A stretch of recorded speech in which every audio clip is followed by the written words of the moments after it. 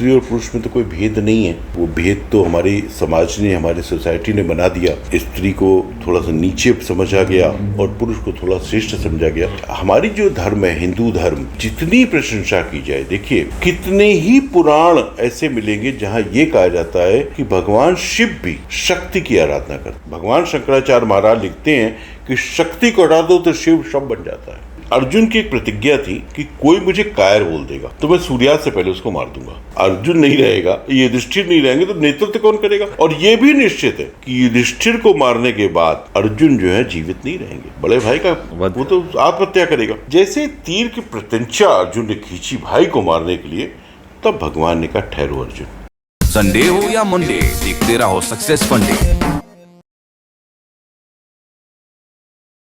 आज हमारे साथ में स्पेशल गेस्ट मौजूद हैं विकास कपूर जी, जो आपको इंडियन माइथोलॉजी के बारे में ऐसे ऐसे फैक्ट्स बताएंगे कि हम और आप दोनों भौचक के रह जाएंगे। तो इंडियन मैथोलॉजी का जो सर्च इंजन है वो है श्रीमद् भागवत। अच्छा, मैं ये कहता हूँ कि इंडियन जो धर्म है हमारा, जो हमारे ग्रंथ हैं, वो सारे ग्रंथों का सार अगर आपको कहीं ढूंढना है, विकिपीडिया कोई है तो वो श्रीमद् भागवत है। और मैंने वैसे ही काम किया उसके ऊपर। जब मैं शो लिख रहा था तो मैंने उसके पूरे कॉन्सेप्ट को इस तरीके से कहने की कोशिश की कि शिव जी के गले में 11 मुंडों की माला है। मुंड किसके हैं? अब इस प्रश्न के उत्तर की जर्नी पे हमने काम किया जो हमें भागवत से मिलती है। शिव जी ने गणेश जी का एक सिर काट दिया और हाथी का सिर लाके उस पर लगा दी। तो वो सिर कहाँ गया जो काटा था? वो नष्ट तो नहीं हो सकता है, क्योंकि माता की शक्ति से बना हुआ कोई चीज, माता के उपटन से बनी हुई कोई चीज नष्ट तो नहीं हुई। कहाँ है वो? क्या कर रहा है? क्या करता है वो? तो वो ऐसे रहस्यमय प्रश्न थे, ऐसे हजारों प्रश्न। जैसे आपका एक प्रश्न था कि क्या सीता जो है वो असली नहीं गई थी लंका, तो कौन गई थी, क्या हुआ था? तो वो सारे प्रश्नों का उत्तर मैंने श्रीमद् भागवत महापुराण के एपिसोड्स में दिए हैं। काफी अप्रिशिएट हुआ शो, काफी पसंद किया गया शो। तो बाकी भी बहुत अच्छे अच्छे काम हुए जीवन में, लेकिन ये लगता है कि इस तरह के काम जब मुझे चुनौतीपूर्ण, जिसमें मुझे ढूंढना पड़ता है, रिसर्च करना पड़ता है, तो मेरी जो खोज की प्रवृत्ति है वो संतुष्ट होती है और मुझे अच्छा लगता है। बाकी तो काम सभी अच्छे। चलो अब आपने जिक्र कर ही दिया तो हमारे दर्शकों को बता ही दीजिए अब ये सीता माता वाला जो उल्लेख। एक राजा थे जिनका ऑफेंड मुझे नाम नहीं याद आ रहा है, उनकी पुत्री थी सत्यवती। सत्यवती जी ने बहुत बचपन में श्री हरि विष्णु की पूजा शुरू कर दी और उन्होंने उनको अपना पति मान लिया। अब वो बहुत आराधना करती थी, बहुत आराधना करती थी। विष्णु जी ने उनको एक बार दर्शन दिए और उनसे बोला कि तुम्हारी इच्छा कुछ समय के लिए मैं पूरी करूंगा, तुम मेरी किसी अवतार की पत्नी कहलाई जाओगी। ये एक तपस्वी के लिए, एक भक्त के लिए सबसे बड़ा पुरस्कार था कि उसने जो चाहा वो मिल गया। तो वो और लीन हो गई तपस्या में। एक बार वो तपस्या कर रही थी, तो तपस्या करते करते करते करते जंगल था, लंकेश्वर रावण पुष्पक विमान से ऊपर से जा रहा था।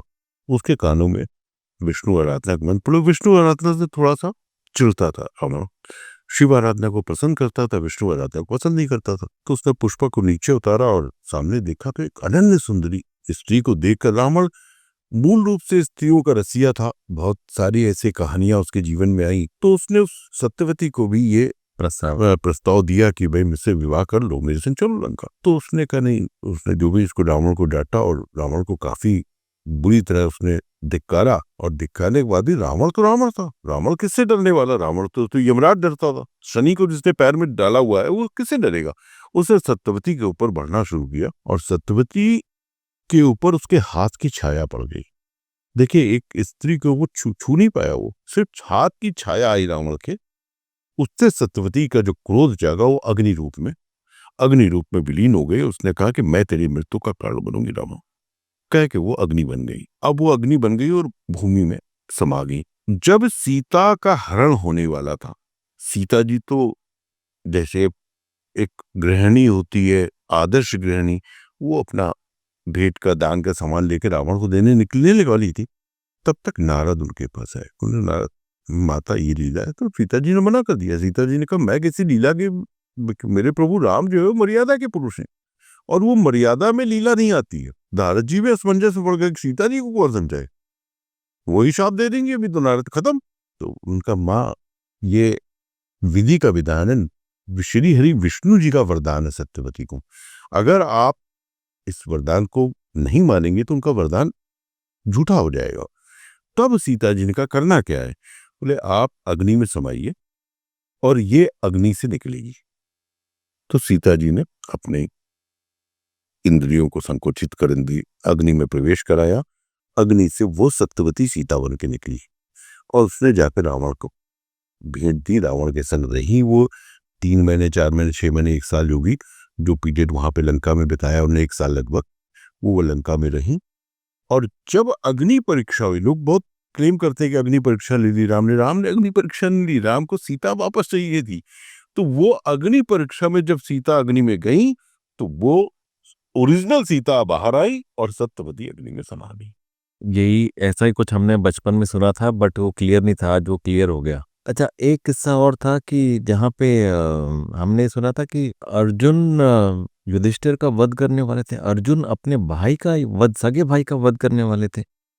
ये कितना सही है, क्या है? ये महाभारत का किस्सा है, सच है, महाभारत पुराण में लिखा हुआ है। अर्जुन की एक प्रतिज्ञा थी, बहुत सुंदर किस्सा है। मतलब जिस चैनल पे हम लोग बात कर रहे हैं सक्सेस फंडा, उसकी हर ऑडियंस, उसके हर दर्शक को और आज की यूथ को ये जो प्रसंग मैं सुनाने जा रहा हूँ जरूर सुनना चाहिए और याद रखना चाहिए, क्योंकि ये प्रसंग बहुत असाधारण प्रसंग है, मुझे बहुत पसंद है।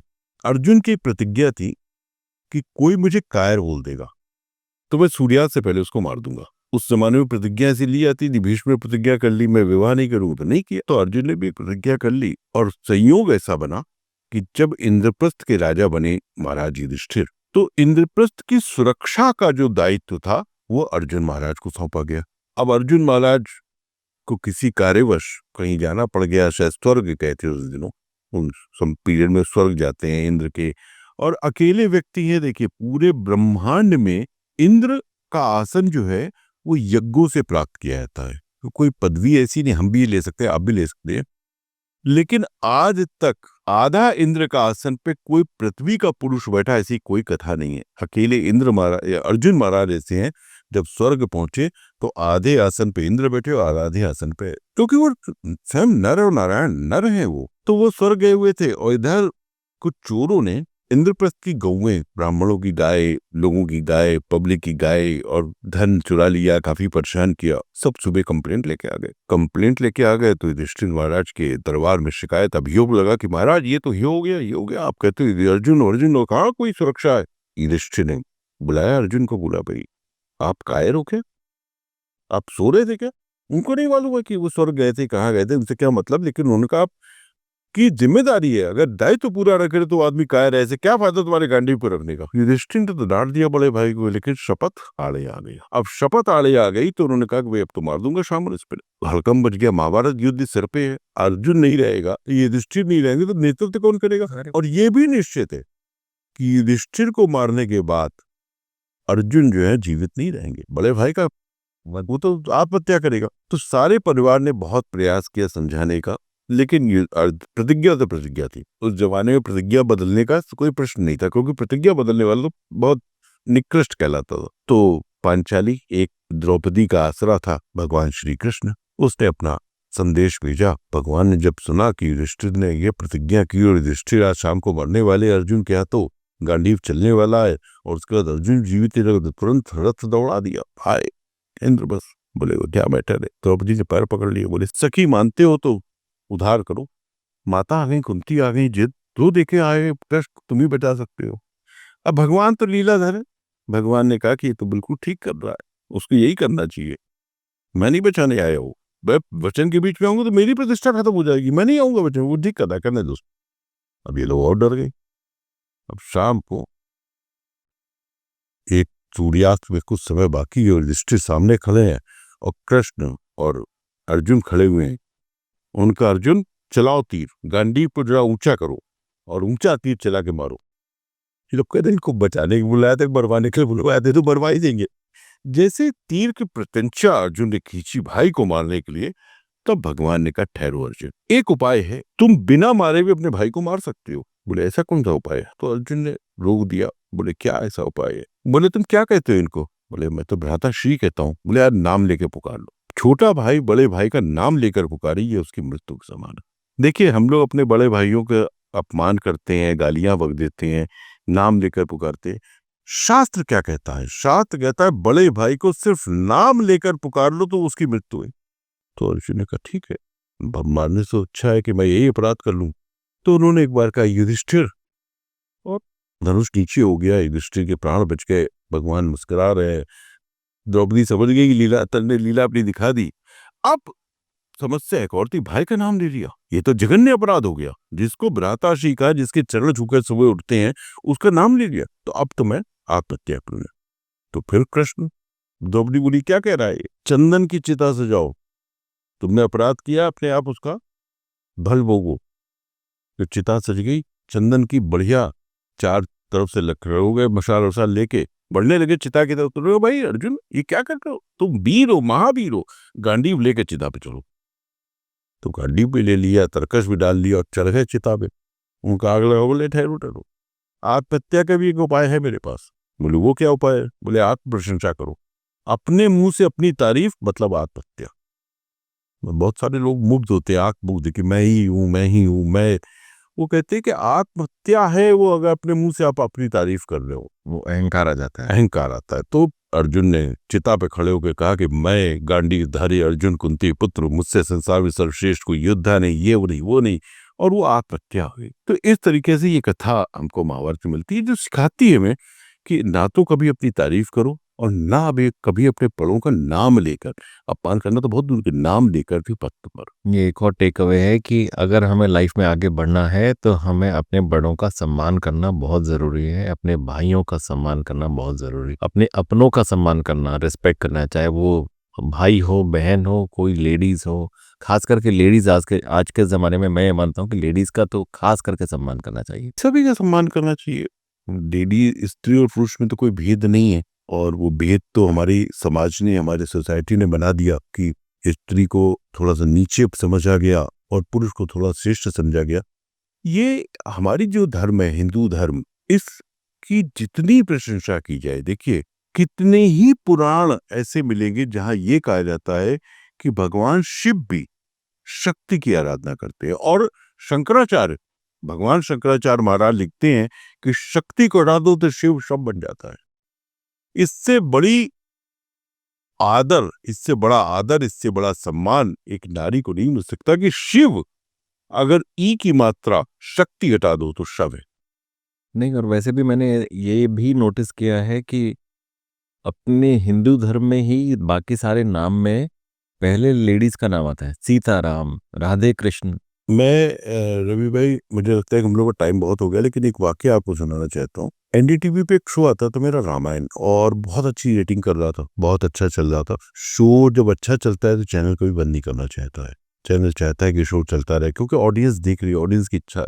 तो रावण मर गया और रामचंद्र जी वापस आ रहे हैं, और अब अचानक चैनल ने और हमारे प्रोड्यूसर मिस्टर आनंद सागर, जिन्होंने, इनके पिताजी रावण सागर साहब, तो आनंद सागर ने डिसाइड किया कि उत्तर रामायण बनाएंगे। मैं लिख रहा था तो मेरे सामने प्रसंग आया कि भाई आपको लिखना है ये। तो मैंने बोली विनम्रता से कहा मैं उत्तर रामायण नहीं लिखूंगा। मुझे उत्तर रामायण पे बहुत बहुत परेशानी है, क्योंकि मुझे मालूम है कि उत्तर रामायण ओरिजिनल नहीं है, वाल्मीकि कृत नहीं है। ये जैन या बौद्ध लेखकों ने जानबूझकर राम के चरित्र को खराब करने के लिए काम पर, मेरा ऐसा मानना है। मैंने इस पे काफी शोध भी किया है, अगर कभी इस विषय पे बैठेंगे तो आपको उसके पूरे अपने शोध सुनाऊंगा। तो मैंने मना कर दिया कि मैं नहीं लिखता। तो उस समय जो भी एनडीटीवी में टीम में थे, शैल्या केजरीवाल वगैरह जी थी, उन सब ने मुझे काफी इंसिस्ट किया कि नहीं आपको लिखना पड़ेगा। और आनंद सागर साहब, मेरे जीवन में जो मेरे प्रोड्यूसर्स आए, जिनके संग मैंने काम किया, उसमें मैं अगर बहुत एक अच्छे इंसान का नाम देता हूं तो वो मेरे लिए आनंद सागर साहब हैं। मैं उनकी बहुत इज्जत करता हूं, बहुत प्यार है हमारा आपस में, है अभी वो। सागर साहब ने मुझे बोला कि विकास तुमको ही लिखना पड़ेगा, कोई रास्ता नहीं है। तो मैंने कहा मेरी एक निवेदन है कि मैं इसको लिखूंगा, लेकिन जैसा मैं पहला एपिसोड लिखूंगा वो मुझे कोई उसमें करेक्शन नहीं सुना के, हो सकता है रामायण के बाहर का हो। उन्होंने मुझे परमिशन दे दी लिखूं। अब मैंने एक एपिसोड लिखा, मुझे आगे के 100-200 एपिसोड्स को बनाना है, उसका एक फाउंडेशन, उसका आप नींव कह लीजिए। और वो सीन जिसके लिए बाद में क्या हुआ वो भी मैं आपको बताता हूँ। वो सीन क्या था कि भगवान राम अयोध्या लौट के आए हैं और उनका राज्याभिषेक हो रहा है, और राज्याभिषेक के लिए अपने राम दरबार में बढ़ रहे हैं, बगल में सीता मैया है। अचानक श्री राम अपनी गति कम कर देते हैं और सीता मैया एक स्टेप आगे निकल जाती। अब सीता पतिव्रता है, वो पति के आगे नहीं चलेंगी, पति के पीछे चलेंगी या पति के साथ चलेंगी, राम के संग चलती गई। तो सीता जी रुक गई, उन्होंने पलट के देखा प्रभु को कि भाई आप तो आ ही नहीं रहे हो। अब प्रभु वहां से संकेत करे कि तुम बढ़ो, मैं पीछे ही रहूंगा। सीता तो नहीं मानेंगी। प्रभु ने दूसरी आज्ञा, देखिए शास्त्र कहता है पति की दूसरी आज्ञा पत्नी के लिए माननी आवश्यक, अनिवार्य है। तो सीता तो पतिव्रत की धर्म की आदर्श थी, वो बढ़ना शुरू हुई और थ्रोन तक, सिंहासन तक पहुंच गई। जब सिंहासन पे बैठने का समय आया तो फिर उन्होंने प्रतीक्षा की प्रभु आ जाए, बैठ जाए, पर प्रभु तो फिर उनको इस संकेत करे कि आप बैठ जाओ। फिर सीता जी नहीं बैठी, फिर दूसरी आज्ञा हुई, बैठ गई और राम जी भी बैठ गए। अब वशिष्ठ मुनि मुकुट लेकर आए, तो जैसे ही श्री राम की ओर बढ़ने लगे, राम ने प्रणाम किया, बोले गुरुदेव पहले मुकुट सीता जी पे रखा है। अभी क्रिएटेड सीन है, रामायण में नहीं मिलेगा, मैंने लिखा था मेरी संतुष्टि के लिए। वशिष्ठ भी बड़े त्रिकालदर्शी थे, वो मुस्कुराए और मुकुट लेके सीता जी का जो संयम था वो ब्लास्ट हो गया। खड़ी हुए बोले प्रभु मुझसे क्या अपराध हुआ, वह अग्नि परीक्षा ली आपने, अब मुझे कहते हो मैं पहले आपसे, वो नहीं मेरे स्वीकार है, मैं तो आपके पीछे हूं, मुझे पीछे रखो, मुझे आगे मत बढ़ाओ। तो भगवान राम उनसे कहते हैं सीता जब हमारा और तुम्हारा विवाह हुआ था तो हमने कितने फेरे लिए थे? तो बोले 7। तो बोले मनु महाराज जो विवाह की परंपरा लिखी है उसमें कितने फेरे में मैं आगे तो कितने फेरे में तुम आगे नहीं? 4 फेरे में आप आगे थे, 3 फेरे में मैं आगे। तो राम जी कहते हैं कि सीते रावण को मारते ही मेरे 4 फेरे खत्म और तुम्हारे 3 फेरे शुरू। अब ये रामायण नहीं है, अब सीतायन है। अब तुम कहानी को मतलब ये कह नहीं रहे, मतलब बेसिकली इतनी बात हुई कि ये रामायण नहीं है, सीतायन है, और सीता के ऊपर मुकुट रखवाते हैं प्रभु और फिर अपने ऊपर रखवाते हैं। तो मैंने क्या क्या उत्तर रामायण लिखते वक्त, कथाएं तो वही थी क्योंकि आप लोगों ने वही कथाएं देखी, हमने वही कथाएं सुनी, लेकिन मैंने सब कुछ सीता के पीओवी से करने की कोशिश की। जो कुछ भी हो रहा है वो सीता की कंसर्न से हो रहा है, ना कि राम की कंसर्न से। तो मैं संतुष्ट था। अब क्या हुआ कि यह एपिसोड टेलीकास्ट हो गया एनडीटीवी पे, रेटिंग्स बहुत अच्छी थी। कुछ दिनों बाद कांची पीठ के शंकराचार्य जी का एक पत्र, जैन सरस्वती जी का पत्र एनडीटीवी में आया और उन्होंने इस एपिसोड की जो प्रशंसा लिखी, वो मेरे पास पत्र होना चाहिए। उन्होंने लिखा कि इससे पहले किसी लेखक ने इस तरीके से नहीं सोचा जो आपने दिखाया है, और वो मेरे लिए बहुत बड़ा आशीर्वाद था क्योंकि शंकराचार्य जी ने उसको मोहर लगा दी। जो मैंने सोचा था कि मैं करूं, उस पर शंकराचार्य जी की मोहर मिल गई। चीजें जीवन में होती रहती हैं और लोग पसंद करते हैं, और मेरा दृष्टिकोण यह था कि जो राम सीता को त्याग रहे हैं वो राम का चरित्र नहीं है। उत्तर रामायण की भाषा भी, वाल्मीकि रामायण को अगर आप पूरा पढ़े उत्तर रामायण से पहले तक लंका कांड तक, तो आपको मैच नहीं मिलेगी, आपको अलग भाषा दिखेगी, अलग चरित्र दिखेगा।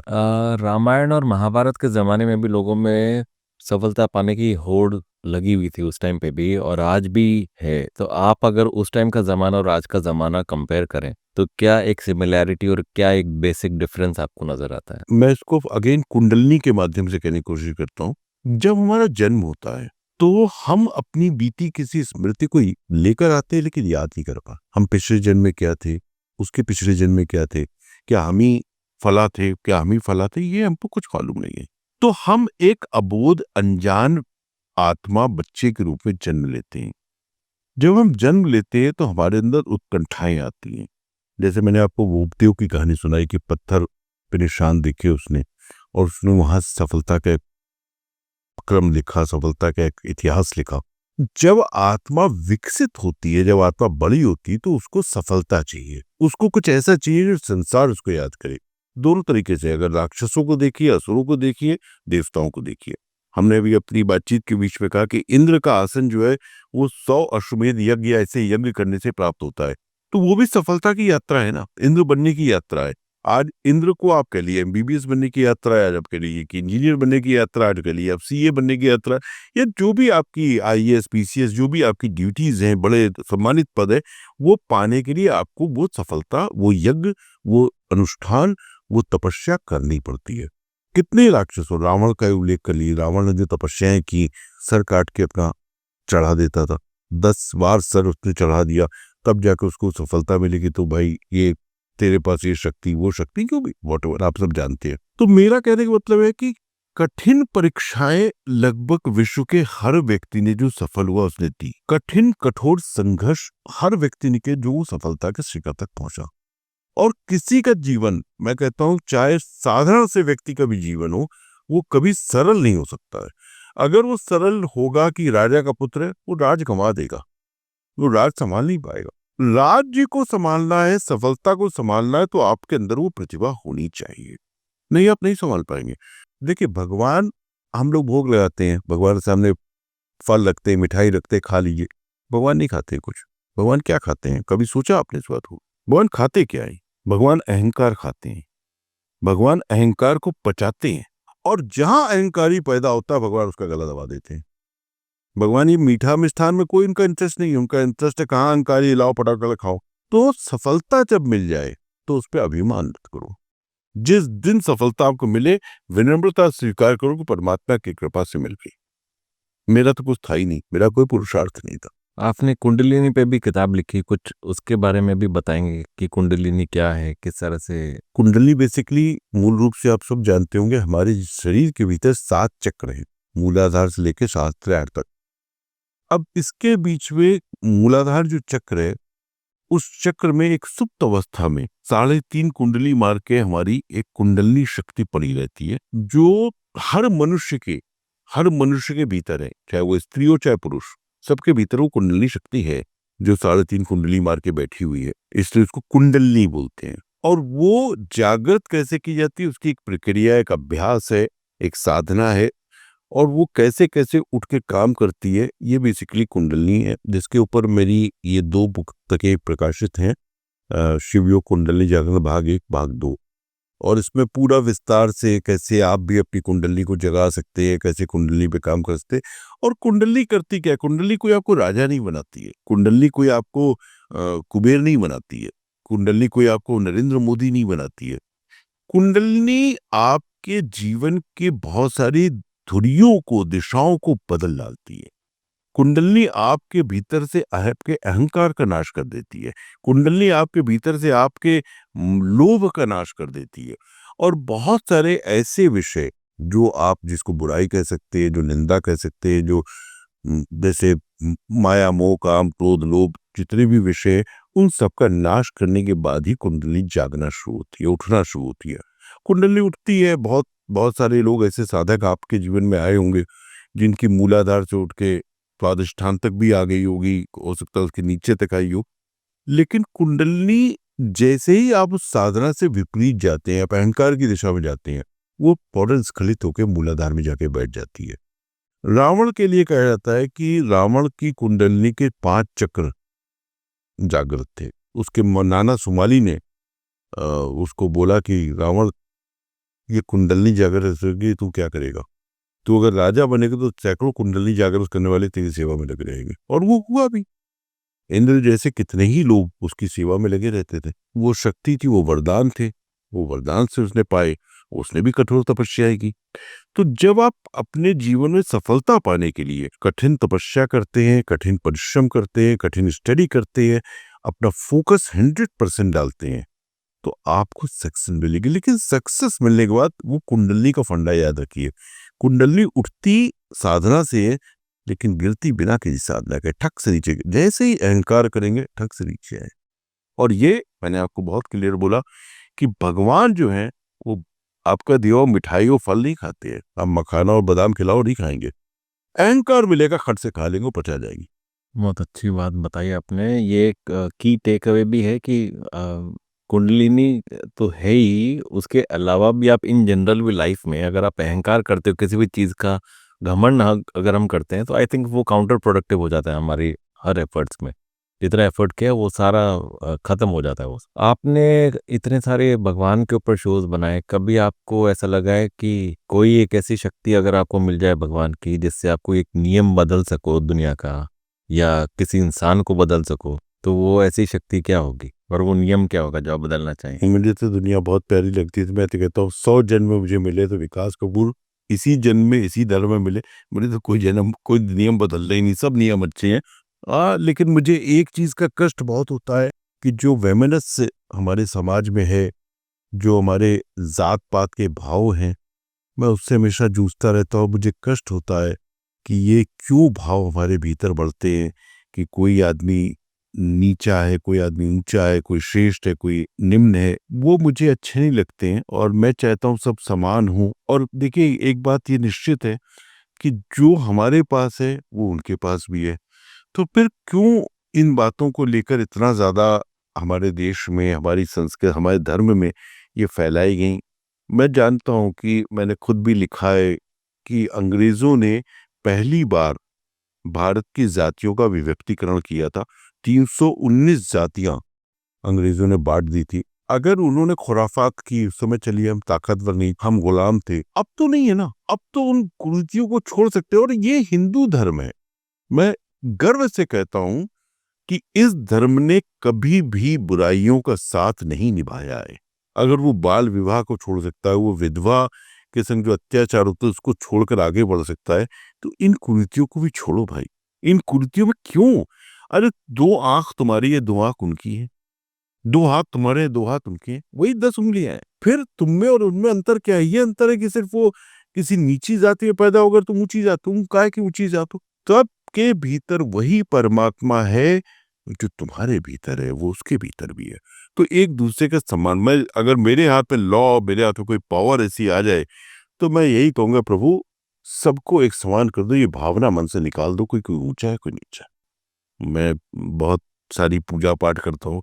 कुछ चीजें हैं जो मैंने अपने अपने जीवन के अपने नियम बनाए। जैसे बहुत लोग माला करते हैं, ओम नमः शिवाय, ओम नमः शिवाय। मैं माला नहीं करता हूँ। मैं बहुत जप करता हूँ, पर मैं माला नहीं करता हूँ। क्यों नहीं करता हूँ? क्योंकि मेरे मन में एक बात आती है कि जो इतना देता है उसका मैं गिन के नाम दूं? वो तो कभी गिन के नहीं देता है। वो तो बेहिसाब दे देता है, ले जाओ भाई, छप्पर फाड़ के दे देता है। तो मैं फिर उसका गिन गिन के क्या माला करूं? तो जितना समय मुझे मिलता है मैं जपते ही जाता हूँ ना। ये मेरा अपना लॉ है, मैं आपसे फॉलो करता हूँ। हो सकता है शास्त्र की दृष्टि से गलत हूं, लेकिन मैं इससे संतुष्ट हूँ। पर लॉजिकली काफी सही लगा मुझे भी ये बात। मैंने पहली बार सोचा इस बारे में, माला गिन के भगवान का नाम। भगवान का नाम गिन के क्यों ले भाई? जो बेहिसाब दे रहा है, छप्पर फाड़ के दे रहा है। अरे मैं अपनी बात बताऊं तो मैं तो कुछ लेके नहीं आया था इस बंबई शहर में। अगर मैं अपने जीवन की बात करूं तो मेरे पिताजी के पास अच्छा खासा पैसा था, लेकिन उन्होंने पैसे दिए नहीं, बहुत कम पैसे दिए। थोड़े से पैसे दिए, बोले ये खत्म हो जाए तो घर लौटा रहा, भूखे मत रहना। मैं बंबई आ गया और मैंने सोचा पैसे खत्म हो गए, तो बाबूजी ने कहा है बंबई इसे वापस आना पड़ेगा। तो मैंने बहुत मेहनत की, बहुत परिश्रम किया, और उसकी कृपा, भगवान की कृपा ने मुझे यहाँ पे संभाल के रखा। मैंने जो कुछ भी बनाया अपने जीवन में उनकी कृपा से बनाया। जब उसने मुझे इतना सारा दिया तो मैं गिन गिन कर नहीं 108 माला करूंगा। अरे 108 क्यों करूंगा? 1008 क्यों निकल लूं?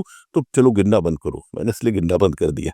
और कभी आपकी इन सारी जब तब से खुश होकर भगवान ने आपको साक्षात दर्शन दे दिए, तो आप क्या मांगोगे कुछ? मैं तो बता दिया क्या मांगू। तो 100 जन्मों को होगा मुझे विकास को बना के पैदा कर। इससे बड़ा तो कोई वरदान मेरे लिए ही नहीं। आपका घर अगर मंदिर है, आपके घर में अगर सुख शांति समृद्धि है, तो आप संतुष्ट कोई व्यक्ति हो। इसलिए मैं अपने को संतुष्ट कहता हूँ। मुझे संसार में संतुष्टि मिले ना मिले, मेरे घर में मुझे बहुत संतुष्टि। बहुत बड़ी बात है ये भी। मतलब 30 साल तक एक बार भी फाइट नहीं हुई वाइफ से, तो बहुत बड़ी बात है। एक बार भी नहीं, कभी ऐसा नहीं मुझे याद वाकया याद है, ना उसे याद होगा कि हम लोग आपस में लड़े हों। आपके फ्यूचर प्रोजेक्ट्स के बारे में कुछ बताइए। क्या प्लान्स हैं अभी आपके, as a producer, as a writer, as a भगवान के भक्त? बेसिकली मैं थोड़ा सा टेलीविजन से, क्योंकि मैंने लगभग 7,500 घंटे के प्रोग्राम टीवी के लिए लिखे और सारे ही सक्सेस शोज हैं। अगर आपने भी बहुत सारी लिस्ट बताई थी, शायद ही कोई ऐसा भगवान हो जिसके ऊपर मैंने काम नहीं किया, गुरु हो जिसके बहुत सारे विषयों पे काम किया। और मैं सौभाग्यशाली था कि मुझे मौके मिले, उन्होंने मुझे चुना। अभी फिलहाल कुछ पिछले 1.5 साल से मैंने थोड़ा सा विराम लिया है टेलीविजन से। हालांकि एक शो कर रहा हूँ इस समय भी, क्योंकि वो मुझे करना ही पड़ गया। मैं थोड़ा सा फिल्मों की तरफ फोकस कर रहा हूँ। 2-3 फिल्मों पे इस समय मेरे संग काम चल रहे हैं, कुछ एग्रीमेंट साइन हुए हैं जो अगले साल तक शायद बननी शुरू हो जाए। तो माइथोलॉजी वो नहीं, ये माइथोलॉजी दोनों ही तीनों नहीं है, बिल्कुल हार्डकोर सोशल कमर्शियल फिल्में हैं। दूसरा जो मेरी एक बहुत पुराना सपना है कि मैं बहुत सारे विषयों पे किताब लिखूं, तो अभी जैसे मैंने आपको पहले बताया कि मेरी ये किताब कैकेयी इस साल के अंत तक प्रकाशित हो रही है, इस समय प्रकाशन चल रहा है इसका। इसके अलावा 3 और पुस्तकों पे मैं इस समय काम कर रहा हूँ, जिसमें से एक तो किताब साईं बाबा की आत्मकथा पार्ट 2 है, जिस पे काम चल रहा है इस समय। एक और किताब है जो मसीहा टाइटल से मैं काम कर रहा हूँ, और वो भी बहुत दिलचस्प किताब है। वो माइथोलॉजी नहीं है, पर माइथोलॉजी से रिलेटेड है, या कह लीजिए कि सेमी माइथोलॉजी कह लीजिए। उसके अलावा एक और किताब है जिस पे मुझे बहुत दिनों से करने की इच्छा है। बहुत सारा शोध मैंने उसके लिए इकट्ठा कर करके रखा है, लेकिन समय नहीं मिलता है। टीवी मुझे एक्चुअली समय देता नहीं है, टीवी बहुत सारा समय खींच ले जाता है। और सही बात यह है कि टीवी से ही घर का किचन चलता है, छोड़ के सकते। अभी थोड़ी सी पोजीशन ऐसी है कि मैं थोड़े दिन से छोड़ के बैठा हूँ कि चलो अब फिल्में कर लूंगा, और फिल्में ऊपर वाले के कर्म से मुझे कुछ मिली भी नहीं। तो मैं इस समय एक विषय पे काम करना चाहता हूँ, वो है परशुराम, जिनके ऊपर मेरी बहुत हार्दिक इच्छा है कि मैं एक ग्रंथ लिखूं उनके चरित्र के ऊपर। और मुझे लगता है कि परशुराम पे सबसे ज्यादा कम काम हुआ। परशुराम का पी भी किसी को समझ में नहीं आया है अभी तक। तो मैं उसको अलग दृष्टिकोण से कुछ लिखने का विचार कर रहा हूँ। काफी रिसर्च किया है, काफी ढूंढा है उनके बारे में, और देखिए कब उनकी इच्छा होगी जब मैं लिख पाऊंगा। बहुत अच्छा पावरफुल पर्सनालिटी थी वो भी हमारे शास्त्रों। वैसे मैंने अक्सर नोटिस किया कि हालांकि माइथोलॉजिकल शोज बनते तो मतलब बहुत चलते हैं, वो जब भी बनते हैं वो टीआरपी छप्पर फाड़ आती है उनकी, पर अक्सर इतने नहीं बनते जितने कि नॉर्मल शास्त्रों के शोज बनते हैं। तो आपके हिसाब से क्या कारण है कि वो इतने नहीं बनते बावजूद इसके कि वो सुपर हिट हो जाते बनते ही? बनाने की जो ईमानदारी है वो गड़बड़ हो गई है, और इस वजह से क्या हो रहा है कि लोग ध्यान देना कम कर दिया। अब जैसे मैं नाम लेके बोलता हूँ, हालांकि मेरा प्रोफेशन है, मुझे मालूम है कि जो इस पॉडकास्ट को लोग देखेंगे उसमें कुछ लोग मुझे शिकायत जरूर, जो मैं बोलने जा रहा हूँ। स्टार टीवी ने एक शो बनाया था सिया के राम। अब सिया के राम में उन्होंने कथा दिखाई कि सीता माता ने रावण का वध कर दिया। क्या होता है कि आप क्रिएटिविटी जरूर दिखाइए, पर पुराण का पुनर्लेखन मत कीजिए। और अगर पुराण का पुनर्लेखन कीजिए तो वैसा कीजिए कि आपको शंकराचार्य जी भी बोले कि यार काम तो अच्छा किया इसने। तो ये क्रिएटिविटी, अगर सीता में ये सामर्थ्य थी कि वो रावण को मार सकती थी, तो विष्णु ने अवतारी क्यों लिया राम का? और सीता को अगर मारना था रावण को, तो वो वन में क्यों नहीं मार दिया? दंडकारण्य में मार देती कि भाई तू मुझे किडनैप करने आया ना, चल फट मार दिया। हनुमान, जिनके बारे में कहा जाता है कि एक प्रहार मुठ का एक महाकवि हनी, जिसको पड़ गया वो फिर उठा नहीं, फिर हिला नहीं। वो हनुमान को रावण ने मार दिया, राम लक्ष्मण को मार दिया, और तब सीता आके काली रूप धारण करती हूँ मार देती कहाँ? तो ऐसा अपभ्रंश दिखाना, मुझे लगता है कि हम अपने बच्चों को, हम अपनी पीढ़ियों को गलत शिक्षा दे रहे हैं। ऐसा नहीं करना चाहिए। और ऐसा करने से मुझे बाद में बताया गया कि स्टार प्लस ने इस शो के बाद कोई मैथोलॉजी शो नहीं बनाया। तो ना बनने का कारण क्या कि शायद बहुत सारे कोर्ट केसेस स्टार प्लस के सामने आए। आपने दिखा तो दिया, तब आपने नहीं सोचा आप क्या दिखा रहे हो। बाद में आपके ऊपर कोर्ट केसेस आ रहे, तो आपको मैं मैथोलॉजी नहीं बनाऊंगा, आपको डर लगता है। अरे फिर मैंने 7,500 घंटे के प्रोग्राम लिखे, कौन सा शो, कौन सा ऐसा भगवान है जिसके ऊपर मैंने काम नहीं किया? ओम नमः शिवाय, जप तप व्रत, ओम हरिओम, ओम नमो नारायण, जय मां वैष्णो देवी, कौन सा श्री गणेश, कौन सा ऐसा विषय है जिसपे मैंने काम नहीं किया? लेकिन आज तक ऊपर वाले का ऐसा करम है कि एक भी पत्र मेरे लिखे हुए के विरोध में नहीं आया।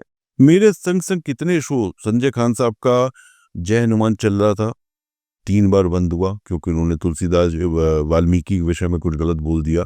भगवान वाल्मीकि सबसे आदरणीय है, जो राम का चरित्र लिख सकता है उससे बड़ा आदरणीय कौन होगा? उनके बारे में आपने कुछ गलत बोल दिया। इसके बारे में तुलसीदास जी की जन्मस्थली, मैंने भी सैकड़ों बार सब विषय लिखे, पर आज तक एक भी पत्र मेरे खिलाफ में नहीं आया, क्योंकि मैंने उस मर्यादा का पालन किया जो पुराण में, जो रामायण में, जो शास्त्र में लिखा हुआ है। मैथोलॉजी शो बन रहे हैं, बहुत सारे बन भी रहे हैं। मैं सबसे कहता हूँ मर्यादा का पालन करो, कथा को घुमाओ, मैं भी बहुत घुमाता हूँ, लेकिन चरित्र को नीचा मत छोड़ो। चरित्र के संग इंसाफ रखो, ईमानदारी रखो, विश्वास रखो, लेकिन ये मत करो कि अपनी मनमर्जी से कोई भी चरित्र बना दिए। और दूसरी चीज क्या है, मैथोलॉजिकल शोज थोड़े से बड़े स्केल के होते हैं। बेसिकली होता क्या है कि चैनल के पास एक बजट होता है कि इस साल में 5 करोड़ रुपए के प्रोडक्शंस करनी है।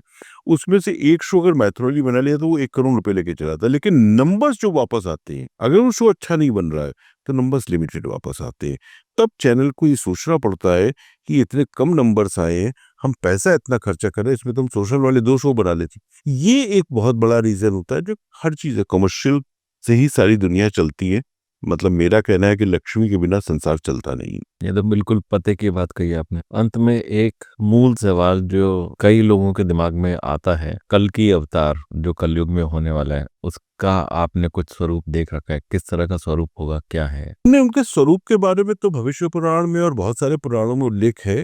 और घोड़े पे सवार होके उत्तर प्रदेश में जन्मेंगे, निश्चित रूप से मेरे तो मान्यता ऐसी है कि वो होगा अवतार। कब होगा कुछ, और कितना वेट करेंगे हम? कब होगा तो उसकी पुराण में डेट है। ऐसा कहते हैं कि कलयुग भी बाल अवस्था में 5000 साल हुए हैं अभी कलयुग को आए हुए। अब इसको बहुत लंबी पीढ़ी झेलनी है, और वो शायद जब कलयुग का अंत होने वाला होगा तब वो अवतार हो, जो कलयुग से आपको सतयुग की यात्रा करवाएंगे। मुझे तो नहीं लगता है कि कलयुग से कोई कष्ट है।